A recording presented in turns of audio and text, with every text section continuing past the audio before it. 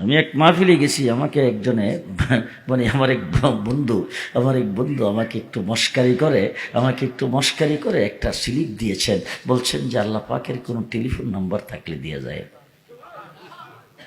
আমি তখন বললাম যে হ্যাঁ, আল্লাহ পাকের টেলিফোন নাম্বার আছে, তবে টেলিফোন নাম্বার কিন্তু আলাদা আলাদা কোড। আমাদের দেশে গ্রামীণের কোড একরকম, বাংলা লিঙ্গের আরেক রকম, রবির একরকম, এয়ারটেলের আরেক রকম। গ্রামীণের কোড নম্বর হলো 017, বাংলা লিঙ্ক হইল 019, রবির হইল 018। এরকম আলাদা আলাদা কোড নম্বর আছে। আবার আমাদের দেশের বিভিন্ন ডিস্ট্রিক্টের বিভিন্ন কোড নম্বর, আবার যাইবেন পৃথিবীর বিভিন্ন দেশের বিভিন্ন রকম কোড নাম্বার, ঠিক না বে ঠিক? কিন্তু আল্লাহ পাকের কোনো কোড নাম্বার নাই, নাম্বারও ডাইরেক্ট একই নাম্বার। যেখান থেকে ঘুরান, পৃথিবীর যেখানে যাইবেন ওখান থেকে ঘুরাইবেন, ওই নাম্বারে আল্লাহকে পাওয়া যাবে। 24434 24434 বলেন 24434। ফজরের নামাজের ফরজ কয় রাকাত? জোহরের নামাজের কয় রাকাত? আসরের নামাজের কয় রাকাত? মাগরিবের নামাজের কয় রাকাত? এশার নামাজের কয় রাকাত?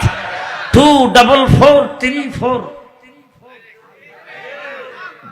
ডাইরেক্ট আনতা আবুদাল্লাহ কান্নাকা তারা ফাইন লাম তাকুন তারা ফাইন্নাহু ইয়ারা। নামাজে দাঁড়াইছো তুমি আল্লাহকে দেখো না, আরে মনে করো আল্লাহ সামনে থেকে তোমাকে দেখতেছে।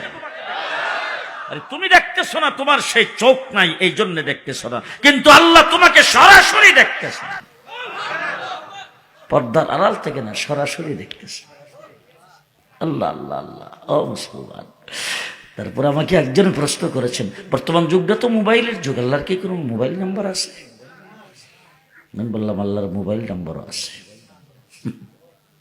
আল্লাহর মোবাইল নাম্বার আছে। এটা আরো সংক্ষেপ, এটা আরো ডাইরেক্ট।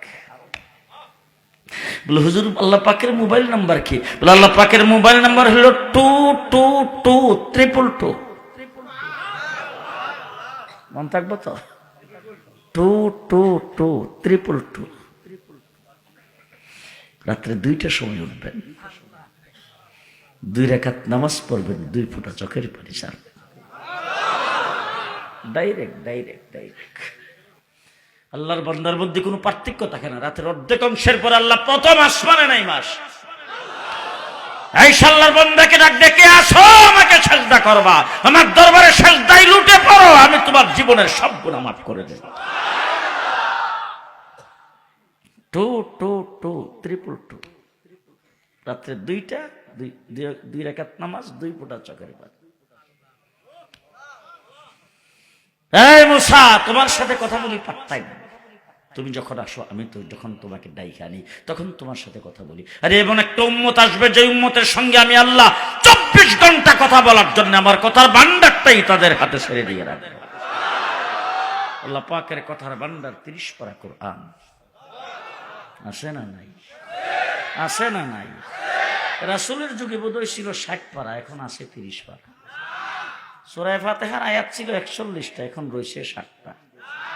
জি, 1450 বছর।